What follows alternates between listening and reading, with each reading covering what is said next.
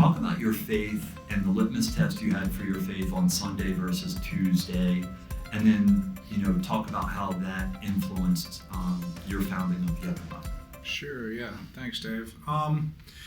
First, I guess I probably ought to mention the book is not out yet, so I know you're on Amazon right now looking for it, but it's not there. And it should be coming out sometime shortly after Labor Day. I'm working with the publisher to finish up the launch. So it's coming. That will be the cover, and it's imminent, like any project, right? It's just almost there, but it's coming soon. So, I guess my and I lay out my personal story in the book is background there. But I grew up going to church every Sunday, a mainline denominational Protestant church in small town Ohio where I grew up.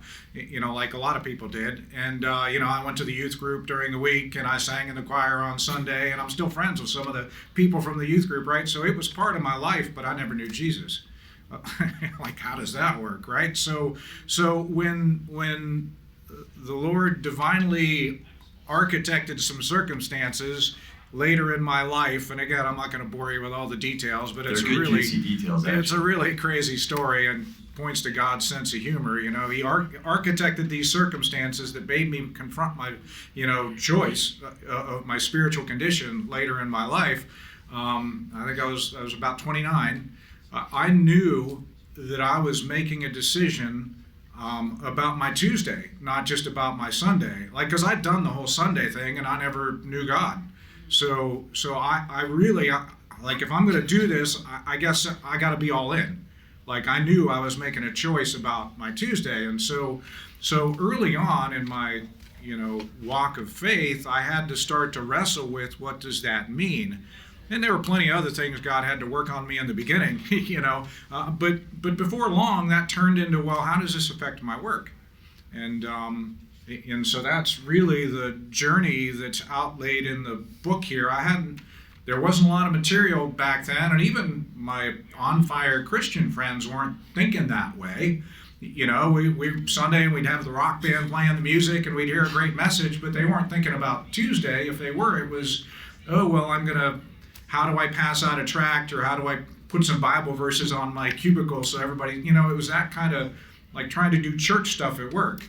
And I'm like, well, hold it, how do I do work is work, but do it for the glory of God. And so, and all that rambling, that's the journey that's contained in the book there. And so at a certain point, Scott, you acknowledge, it becomes clear to you that God's wired you as an entrepreneur and as a business person. Yep. Your education, your formal education is as an engineer, systems, right? Yep. Engineering. Yep.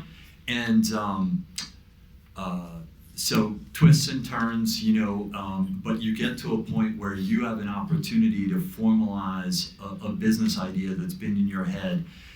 And I talk to literally hundreds of Christian business owners, and I actually meet very few who start their business with the idea that their business exists for the glory of God. And so maybe speak a little bit to the founding of the business and even what Yakabad, the name, means. Yeah. Well, it was apparent. I had this entrepreneurial zeal, but it just, things weren't working. I'd have all the pieces but one. I'd get an idea together and I'd have everything but the funding, or I'd have everything but the marketing, or and it was very clear to me as I was pushing into this and getting more and more frustrated that I wasn't able to launch, that if it was going to happen, it was going to have to be God's hand. I was going to need some divine help. And so I just early on, I just also decided that I was going to give him glory for that. That's where the name of the company comes from. We started in the internet.com land grab domain name days. If you remember all that, people were making up names. I vaguely remember one guy made up the Persian word for surfer dude, and that was his company name, right? So that wasn't relevant to me, but Yakabad literally means God's glory. And so I just put that in the name and decided, well, I don't care. I had plenty of people telling me that was going to hurt my ability to do business and all that. I didn't care. I'd rather take my chances with God than take my chances with with people. So that's where the name came from, and I put it right in there, and then that began the journey, the 20-year journey of trying to figure out, 20 years and counting, how do you actually do that? So can you share why you wrote this book? Because I think it's important as we get into the journey and the approach you took in writing the book. Yeah, I just candidly, right up front, I never dreamed of being an author, and I still don't really. I mean, a rock star maybe, but never an author. And so it really was a step of obedience. I just really felt the Lord calling me to capture a lot of this, journey that I've gone through. So that's what the book is a step of obedience, and hopefully people get something out of it. But it really, as Dave said, I really just felt I needed to focus on the how. There's plenty of material on the why. If you're kind of bifurcated, is a word Dave likes to use. If you've got your Sunday and you got your Tuesday and they're two different things, and you aren't sure why, you ought to be trying to bring your faith into Tuesday. Well, there's all kinds of stuff written on that, and that's not my purpose here. But if you get that, the question is how. How do you do that? Because you're not going to hear that from your pastor on Sunday, and your pastor doesn't know because he or she isn't working, in the insurance company or in the engineering firm or whatever. That's not what they're doing, so they don't get it. It's probably been a long time since they did anything like that, and you aren't hearing it from a lot of the popular business authors or the popular Christian book authors. It's just not what they're talking about. So the book really, I early on realized that it was a book about the how, and so I try and give lots of examples in there, just of real world decisions and failures and successes that have kind of come out from trying to walk this out, and things that we learned in the process. It's incredibly humble and approachable and actionable. I really like that. Again, so another one of the distinctives is that this book is not about for, but about with. And so let me unpack that, or let me have Scott unpack that. So when I talk to most Christian business leaders, and I mean most, probably 80%, and I ask them, how do you think about your faith in the context of work? The answer I get generally is, I try to live by the golden rule, and there are certain principles, biblical principles, that I try to run our business by. And I think Scott and I would both agree that there's nothing wrong with that.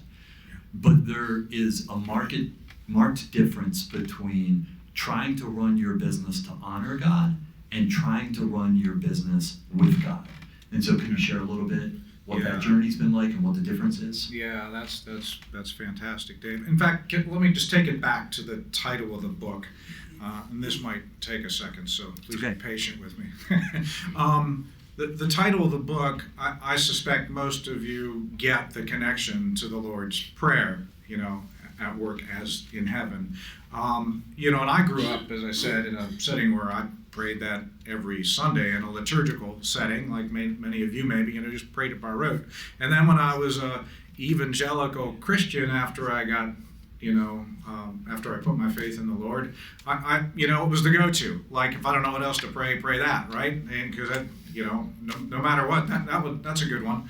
And so, but there came a point maybe 12 years ago, maybe a little more now, that the Lord started working on me on this disconnect I had between praying the prayer and what it actually said. I had all this kind of theological baggage I was carrying, or whatever. I'm no theologian, so don't take this wrong. But I kind of always pictured the prayer refers to heaven, and I kind of always pictured, that's the place I'm going to go. And I got early on, it was a great place, right? I wasn't going to be sitting around like a fat baby with a harp on a cloud, bored out of my mind, right? I got that it was going to be great fun, and I was going to be with the Lord, and it was going to be awesome, right? So I got all of that, but I was still pictured it was a place I went when I was all done. In fact, I was also deeply engaged in rapture theology, which I'm sure many of you are too. Like,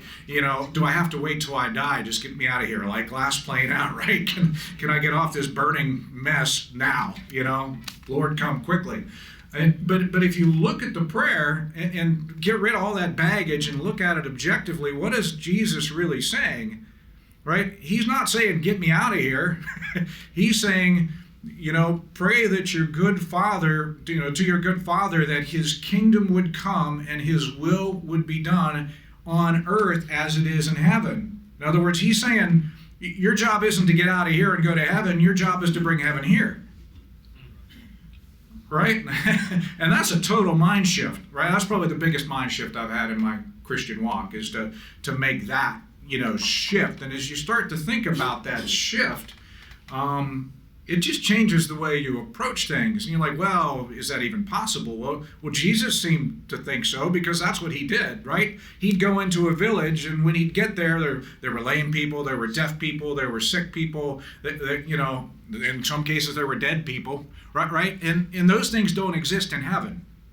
And so by the time Jesus left the village, the lame walked, the deaf heard, the blind saw, like the dead were raised, demons were cast out, right?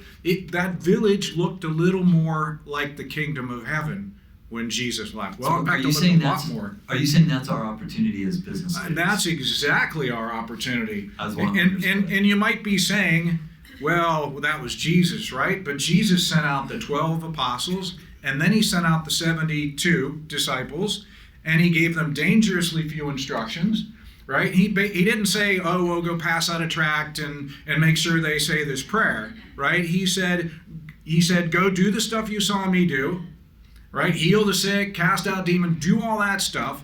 And when people ask you what's going on, tell them the kingdom of heaven is at hand. In other words, the superior kingdom has arrived. And they did. It worked. and I don't see anywhere in Scripture where that call has been rescinded. Right? So if the 12 can do it and the 70 can do it, and in the prayer itself that Jesus gave us to pray is an actual, that stuff is all a manifestation of that prayer, then, that became the question. Instead of, my original question was, well, how do I do this? How do I build a company that gives glory to God? The question shifted to, I need to make it look like heaven, and to do that, you need to partner with God. Right? You can't make it look like heaven of your own. People have tried that, and it fails every time, right? That's where I partner with God. And can you do that? Well, I'd suggest that's exactly what he wants. He'd love the opportunity to partner with you at your workplace every day. Scott, maybe you can help us understand how that's not your intention to create a Christian business, and what the difference is in terms of what you're trying to do, and then kingdom versus kingdom. Yeah. Kingdom mindset. Yeah, look, this stuff all came out of me pressing in with the Lord, my relationship with him, right? So I talk all through the book. You've got to press in yourself, right? There's no formula here. It may well look different for you, just as a relationship you have with somebody may look different than my relationship with them. That's, because ultimately we're after a relationship with the Lord, to partner with him. So your call may be different, but I just realized early on, when I was starting to push into these questions, I saw people trying to take the stuff they did at church and put that in a work context. And I knew that wasn't what I was called to do. I wasn't creating another church. We had plenty of those. I was creating a business, right? And it wasn't about like just holding Bible studies at lunch, and there's nothing wrong with holding Bible studies at lunch. I'm just saying that wasn't, my point wasn't to create another church environment at work. It was to do business for the glory of God, and then partnered with God. And then I saw on the other hand, I saw companies that were going to be Christian businesses, and I wasn't even sure what that meant. Does that mean they only hire Christians? Maybe that's okay for a couple people, but you're quickly going to outscale that. And is that even legal? I don't know. Or is it you only do business with Christian? Like I saw some software companies that they were just going to only build software for churches. Is that what it meant? I wasn't sure what that all meant. And then I saw some other ones that kind of hung their hat on integrity. Oh, well, it means, like Dave said, golden rule, and that's awesome. If that's where you've started, is you're just going to make sure that into your workplace, you infuse the golden rule. That's awesome, because that makes you different than 85 or 90% of the other corporations in America, right? So that's awesome. If that's, in your workplace or in your sphere of influence. But about the time I was thinking about all this, Enron imploded. And I know that's, some of you aren't quite that old, right? But if you remember, Enron had integrity as a big banner, the utmost of integrity. It was right on their website, and I'm like, well, maybe there's more to this than the integrity thing, right? It's like the lady doth protest too much. If you've got to talk about how integrity filled you are, maybe you're working a little too hard at it. Like, that's just table stakes, right? Scott, you talk a lot about this idea, this notion in business that cash is king.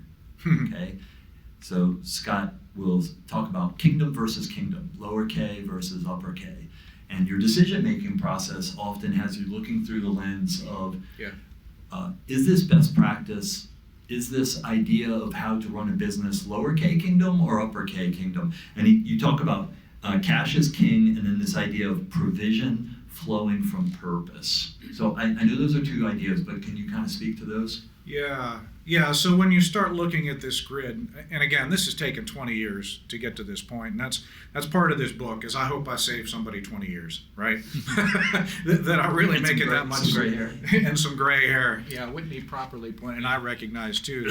Pictures are getting a little old up there. I've earned all this gray hair, and it's in the book, and that's the part of the struggle, is there just so many things you do that you just kind of do them because they're best practices, but there's an underlying worldview underneath them that's deficient. It's coming out of the broken world system, right? It's not God's kingdom. In one of those very practical ways is cash, right? If you look at the way most businesses handle cash, it's based on this worldview that it's finite. And I guess in our broken world system it is. And that means if I need more, somebody else has less, right? Because there's only so much to go around. And that's where you get all these dysfunctional best practices, like around cash management, that don't treat people very well. And you've all been in companies or workplaces or dealt with vendors or suppliers that act like that. It's, I'm thinking in the federal contracting world, where you're a subcontractor and the prime contractor gets paid in 15 days by the government, but you don't get paid for 60, right? And what are they doing? They're playing the cash flow game, right? At your expense. You're helping to finance and we've all seen all kinds of examples like that, where cash is treated, or cash is used as leverage. I owe you money, but I'm not going to pay you until you start to feel the pain, because then maybe I can negotiate something more out of you. All these games, and they're broken. Because in God's kingdom, the psalmist says that God owns the cattle on 1,000 hills. And I love that, because for some reason it struck me as funny, because I always knew that God could just go speak the word and there's another 1,000 hills, right? so as long as you're working in purpose, in the God's purpose for you, there's all the resources in the world. Heaven's not going to run out of resources, right? They're infinite. Well, how does that relate to making payroll next Friday? Well, that's going to take some prayer and pushing in with God. but there's a way of managing cash where you use it more like it would be in the kingdom. In other words, it's used to honor, not to manipulate. Manipulate, wrong kingdom, little k. Honor, capital K. If you owe it, pay it. If somebody did good work for you, pay them, and pay them promptly. That's honoring their labor and their work, and that looks more like God's kingdom. Lest you think he's just a guy in a good place at the right time, even as you were writing this book, you in fact had a business challenge that had you weigh kingdom versus kingdom kind of decisions. So can you speak to that? Yeah. I don't know. We were kind of in a spot. It was just maybe 2 years back now, where it looked like, I don't know how we're going to hire enough people. Like even our most conservative projections, and these were customers telling us, we're going to, we're increasing the contract and it's going to have this much more, and And we're like, I don't know, like we're going to have to hire another 6 or 8 people. I don't know how that, and we'd already hired a bunch. And then all of a sudden, like in a 2-month span, every one of them blew up. And it wasn't performance. It wasn't it wasn't like we delivered some bad software and we could go fix that, right? It was just, somebody got reorged. Or in one case, we were too far ahead of the rest of the team because we'd done a good job and everybody else was, just trying to bill a lot of hours. And so they slowed us down. Like, who gets penalized for doing too good a job, right? But we did. And that one shut down for a while. So all of a sudden, I'm like, oh my goodness, we might have 5 or 6 people too many. And of course, there were a lot of, sleepless nights and 2 a.m., kind of panic sessions until I really started thinking about this. Well, hold it, in fact, I think in some of those, late nights, the only thing I could pull up is Psalm 23. I can tell you right now, 100 verses of God's provision and promises with that, and that's the only thing I could think of. The Lord is my shepherd, I lack no good thing, and that's like all I could think of, and yet from that perspective, I was able to start to think through this. Well, how would this work in the kingdom, capital K kingdom? And the point is that we're going to respond with generosity and gratitude. Right? Like you do it in abundance and you do it in lack, but you respond with generosity and gratitude, and we actually, kind of mentored our team in that. And it's a whole mix, not, there's only a small fraction of them that are, Jesus people, but they genuinely gravitated towards this notion that we were going to respond with generosity and gratitude, and so that's what we did. Yeah, and there was an acknowledgement as a result of, I think, your prayer and meditation on this, that in fact this was not a worldly problem, that this was an unworldly problem. Yeah. Yep. And so that required an unworldly response. Yep. And I think the important thing for everybody to hear here, if you are an uncourageous Christian leader or if you are a non-believer, is that his whole team acknowledged that there's something else going on here that is unworldly. And they embraced the unworldly response. Yeah. So if you're sitting here thinking, I can't bring my faith into the workplace out of fear, think about how attractive it may be if you thought about it from a capital K kingdom perspective. Yeah, that's what it's designed for, basically. I mean, I think that as Jesus people, we've kind of got caught up a little bit too much in the in the transaction, of getting somebody saved. But that's the Holy Spirit's job, right? Sometimes if you just show the goodness of God, that's good enough, because that's designed. He designs it to lead to repentance. If you experience God's goodness, it puts you in a frame of mind to want to know Him, and sometimes that's all you need to do is show that. And this example is. People from all spiritual walks resonated with generosity and gratitude. They got that. We shouldn't be surprised, right? Yeah. So you talked about provision, and I want to come back to provision flows from purpose, and I think this would be helpful for everybody. But unpack that a little bit.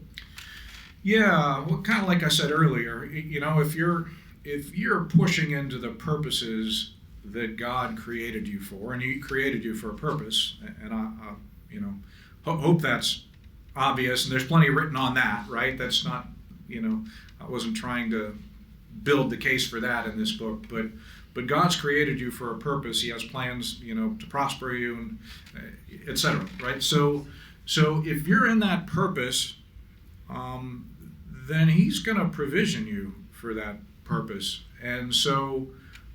If you're under-resourced, if you don't have the provision that you need to accomplish what you think you're supposed to be accomplishing, well, then there's a couple different possibilities there. But one possibility is maybe you aren't doing what you're supposed to be doing, right? That if you're pushing into God's call and purpose, then it's His job to provide the provision to pull that off. So that's the notion there. Yeah, very helpful. And we need to be faithful in those moments. That doesn't mean that's easy all the time, or that our checking balances are always going to seem flush with more money than we need. Yep. But I wanted everybody to hear that. So what's Yuccabot's purpose? To demonstrate His kingdom, to see His kingdom come here in Frederick as it is in heaven. So I know you made that point before. I just want to that's good. underscore that. So you talk about, we're going to get to core values and culture in a second here, and then we'll open it up for you all. But you talk about identity and being leaky. Share what you mean by that. Well, this how just that relates to business. Yeah, thanks, Dave. Yeah, this just goes back to that notion I was talking about earlier, where sometimes we get caught up in the transaction of evangelism, and in some accomplishments there, and sometimes we just need to demonstrate the God who gives us joy, and the God who gives us life, and just demonstrating Him and His goodness to people. I mean, that is often, it's very attractive, and it's often the thing that brings people to Him, because, I need some of that too, and if they aren't, then that's His job to convict them. He'll send a John the Baptist their way or something, but I don't know, so that's the leaky, there are different situations.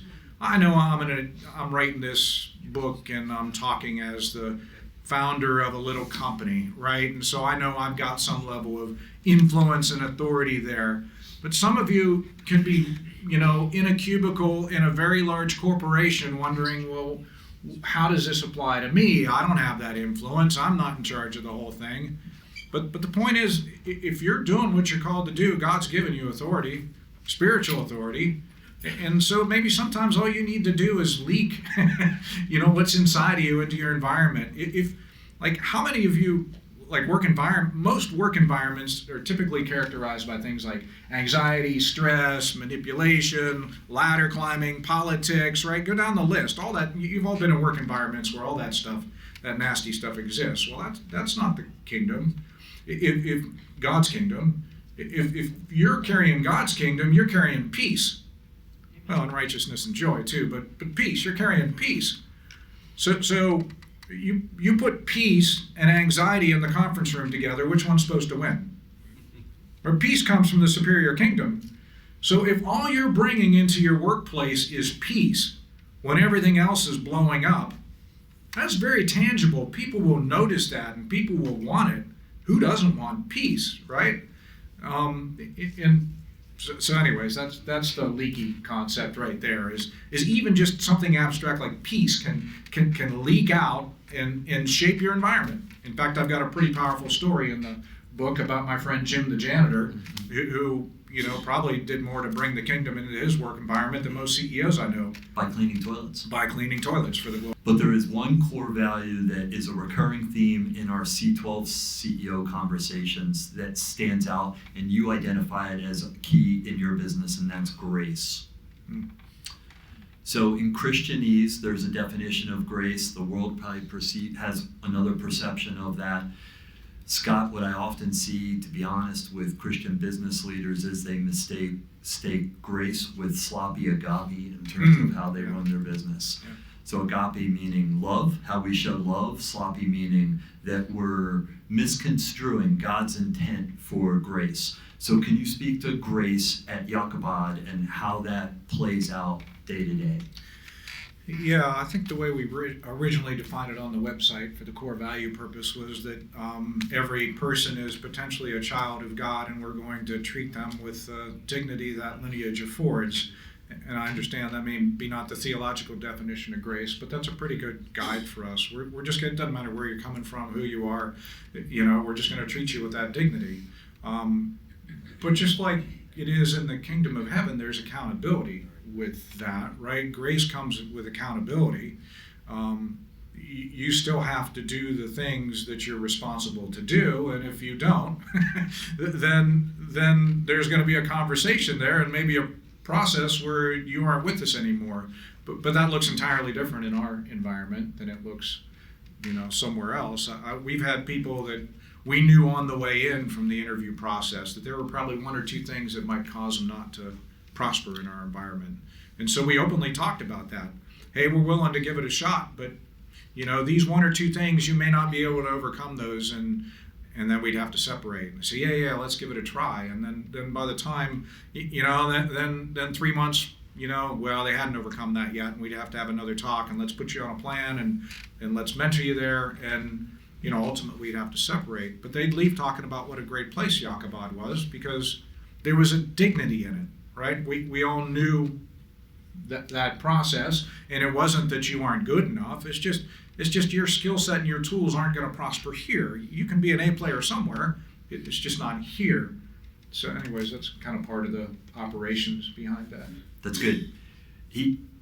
Scott, you tackle head on in a very courageous way, even that you don't have a diversity program, you have a dignity program. Yeah. And I don't want anybody in this group, this audience, to mistake that. I know Scott appreciates diversity, cultural, age, gender in their workplace, but at the core of it, when we create diversity programs, what are we really trying to accomplish versus what, from a kingdom, capital K perspective, a dignity program offers is really powerful. So one more core value, and then I'll open this up. Do stuff that matters. Core value, or is that just your slogan? It was just kind of a tagline that, I don't know why it took us so long. Maybe 8 or 10 years to finally stumble on that after a lot of failed attempts, but it just kind of encapsulates all of it. It kind of encapsulates our core values. It kind of encapsulates the way we want to serve our customers. We aren't here just to bill hours. We're in a market where there's a lot of billable body shops, just clocking hours, and we want to do stuff that matters. So our employees have the dignity of knowing they did stuff that matters. And it's also, we hope our we design our software so that it helps our customers to do the same, so they can do stuff that matters rather than, waste time on superfluous stuff. So it just kind of captures our mentality. Yep, and it flows from that purpose, and so will come next. What would be your advice to a Christian leader, business owner, who is contemplating what integrating their faith in their business, in the workplace looks like? If they're at that point. Yeah, it's really simple. A, just resolve to get started, and B, start talking to God about it. I mean, really, this is ultimately intended to be a partnership. So if you just start there, that you've resolved you're going to do it, and you start to pray into it, and you're listening, not just telling God what you want to do, but you're actually listening and having meaningful prayer and dialogue with the Lord, He'll bring you into what's next. Good, thank you. Very helpful. Okay, so let's open it up. Anybody have any questions for Scott? Yeah, in the back there. Good morning. Scott, it's good to see you again. Hey. And my question is, in your conversation about how your company responded with gratitude and generosity, can you give us some concrete examples of what actions you took, what actions your staff took to model those things, and how they were received by your clients and your vendors? Yeah, that's great, Gordon. Thank you. And now I have to say, I put the disclaimer that, this is up to you. That corporately, our corporate posture is going to be one of gratitude and generosity. Now personally, I hope you join me in this, but personally, that's your call, right? That was our message to our employees. But so we put a couple things in place corporately. We said, you know what, we're going to give some of our software away. So that was one thing, and we designed this program called Apps That Matter. And so we let the employees propose, and we'd pick one per quarter. Notionally, we had to see how long it was going to take us, and we'd give away the software license, and then the employees could join in by donating their labor to develop it, and to work with the recipient. And then we wanted the recipient to have to pay for hosting, not for our software, but the way it works when you give away stuff for free. If they don't have something in it, they won't value it, right? So we wanted to pay for hosting. And so the employees proposed, they went out and they talked and they proposed a couple apps that matter, and we put them out to everybody, and we've actually delivered a couple of those, and we've now got an idea for the next. So that's one example. And then there were other, like just in team meetings where we just to keep that notion in front, they say, all right, well, today we're going to talk about gratitude. And involuntary, but we'll open it up, and if anybody wants to express something they're grateful for. And we're not talking about the company. It might be that you got a new bike. That's fine. Be grateful for that. I wish I had a new bike, right? So it was really anything, or that my kid got into this school, or where they're just able to express gratitude about something to keep that notion forefront. So there's a couple examples. I think the question that might be on everybody's mind is, but did you lay people off? No, although we did. In fact, that was another thing. We made it a point to say, look, the normal response would be to cut expenses and go into, because all this happened right as COVID was starting to unfold too, and it was not related to COVID, but, and everybody's thinking about, oh my goodness, what's that going to do to us? And so we said, look, we've got an opportunity to invest in our product. We built a war chest just for times like this, and we've got this war chest, and we're not going to invest it in bench time. We're going to invest it in actually improving our product to bring us to where we've wanted to be for a long time. And look, praise God, we've got some spare cycles now because we don't have all this contract work. So your contribution's got to matter, but that's our point. We're going to give you the stability, and that was all part of this gratitude and generosity message too. Rather than hunker down, we're going to invest in our future. So what I think is really important for everybody to hear here is that takes faith, that takes courage, but it also takes diligence. There were coffers because there were a decision made about what we were going to say no to and where we were going to put our money and so forth, so that we had the opportunity. We talked about margin, or the margin was discussed yesterday, so we could seize an opportunity. That's what this is an example of. I want to get at least a couple more questions. Anybody? Scott, can you share how folks of maybe different faith in your organization have responded to how your, different faith or no faith, have responded to, his way of doing business? Yeah, thanks, Brett. And again, part of this is just not lording it over them like the Gentiles do, right? Like, this isn't about me forcing my faith on anybody. It's just about all of us respecting each other and treating each other with dignity, right? So the team, because I don't make it a practice of forcing my faith into, but rather just demonstrating God's goodness, there hasn't been any pushback. Now, I'm not saying everybody's going to be in that situation, right? You've got to partner with God to understand how leaky to be, how covert or overt to be in your particular situation, because there's going to be a spectrum there, right? But in our situation, when we come to a crisis event like we came to, and I said, hey, you guys are going to have to give me some grace. The only way I know to explain this is from my faith perspective, and I understand you don't all share that, and that's okay. Just bear with me and hear my heart. And I had a couple people come up to me afterwards who were, the one guy said, hey, look, I'm an atheist. He said, but I really resonated with that, and I really appreciate, the way you described that, and I'm all in. And that to me is what it's all about, right? He's seeing what happens next with him and his spiritual journey is up to him and God, right? But from my perspective, we showed him a little taste of God's attractive kingdom. He's seeing a little bit of a good father, and it's attractive. But I want to highlight something that I think is really significant about what you've created, and that is God's presence in the workplace. So if anybody's been to Jacobad, it is a super cool place, and I'm going to extend an invitation on Scott's behalf. Like, if you haven't seen it, it's in a knitting mill. Is that what it's called? Union Knitting Mill. Knitting Mill. And down the creek, and it's just a really special place. And you may say that you'll see that and recognize it architecturally, but you'll feel it too, and people comment on that, like there's something different. And what's different in part is that the partners are both praying throughout the day for God's presence to be a part of this business.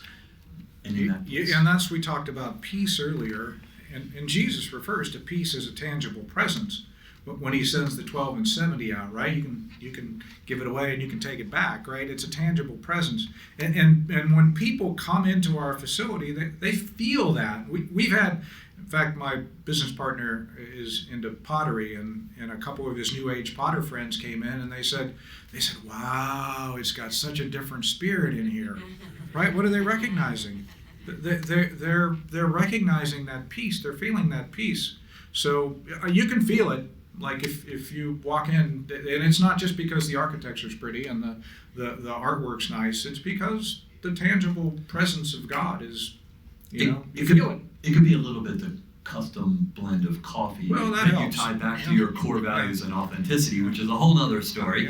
Sometimes it's hard to feel God's presence before you had your first cup of coffee. Huh? Can I get an amen? All right, last question. Whitney, I saw your hand back there. Oh, no. Yeah, I know, right? Long-time listener, first-time caller. Hi. You talked early on about reciting the Lord's Prayer, Father who art in heaven, and it didn't really connect you with what the message is that you understand from the Lord's Prayer now. You're a musician. Thanks for praying the classics. But can you update the lyrics for us for 2021? You're saying the connection between that prayer and then what I talked to at work as in heaven. Yes. The trying to be concise here. The prayer, as Jesus lays it out, is pray to your Father that his kingdom would come and his will would be done here on earth as it is in heaven. And many people, myself included, have it backwards. We think, I need to get from earth to heaven. And certainly that's desirable, and certainly at the end of the life, that's where I want to be.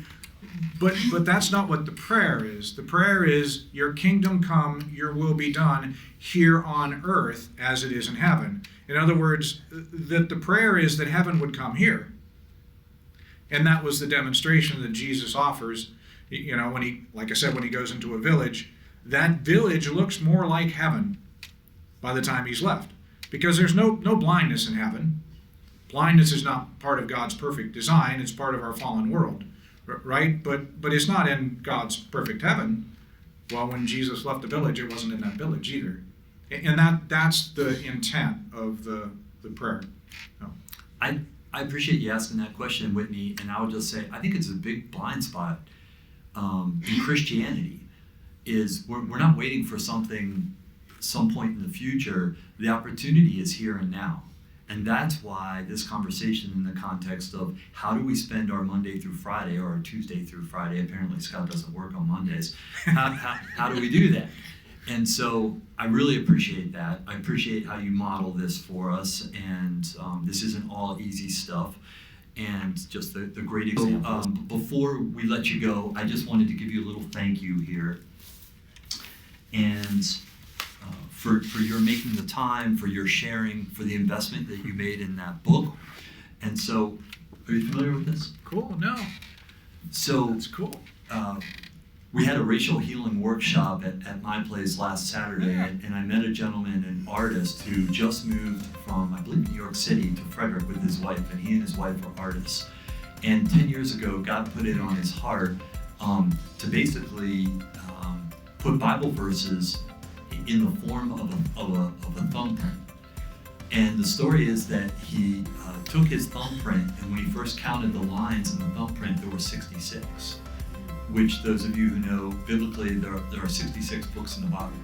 And so what this is a verse from every book in the Bible, starting with Genesis and ending with Revelation. And it's just really cool.